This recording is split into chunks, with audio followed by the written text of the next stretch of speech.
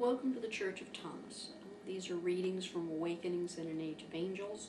This chapter is called Clair and Thumper. There were a couple of street kids that lived in the dark part of town. His name was Thumper, or so he said. His girlfriend's name was Clair. It was hard to know about identities. This was because, being runaways, they wanted to stay away from whatever environment had driven them out. They were found dead of an apparent suicide pact. At least that's how the police continue to view the death of these two young people. To the police, slit wrists meant suicide, even when there is more evidence that gravely contradicts it. The fact that they were throwaways of society just helped to blind the police. Some of us in the community have a totally different view. We want to tell their stories as best we can.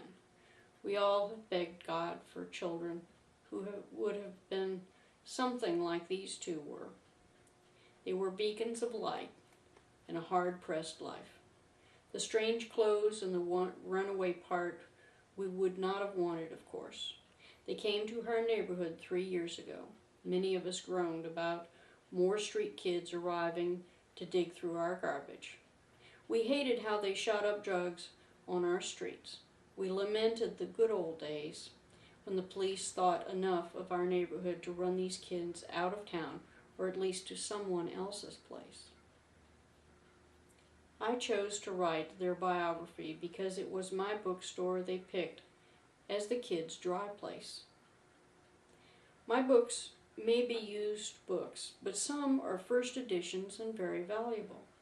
I only buy that kind of books in mint condition. Some books are even signed by the authors. Claire came into the store first. I thought they were working as a team. They would distract me with her, and he'd rob me blind. I was so wrong.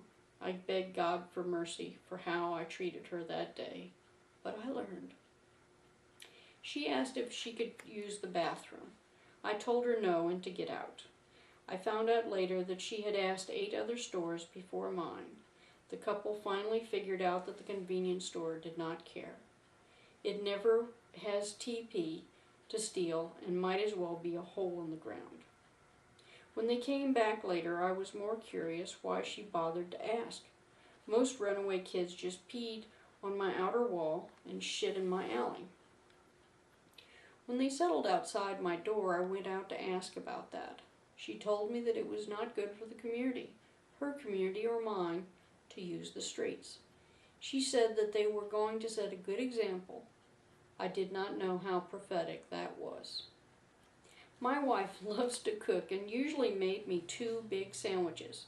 For some reason, I did not want either of them. The kids had not asked for food or water. I thought to myself that the doctor wants me to lose weight anyway. I gave one to Thumper and one to Claire. They thanked me. They then did the second unexpected thing that day. They did not wolf it down. They thanked God for the donation. They then traded wrapped sandwiches, saying Claire did not like tomato. I did not think about it until later. The sandwiches were not in clear wrap, and they had not looked to see what kind of ingredients they contained. I was disoriented from the thank you, and frankly irritated that God got credit for my generosity. The small kids in the neighborhood were drawn like magnets to these young people. Most of the parents promptly yanked their kids away before they could get even a hug. Later, when parents were not vigilant, the little ones got lots of hugs. What these protective parents did not realize was the stern looks and gentle words. The stern looks froze bullies in their tracks, and the gentle looks were for the little ones who hid behind the pair until the danger was past. There were several times that either Claire or Thumper stepped in to save a little one from a drug dealer, gang member, or sex pervert looking for kids.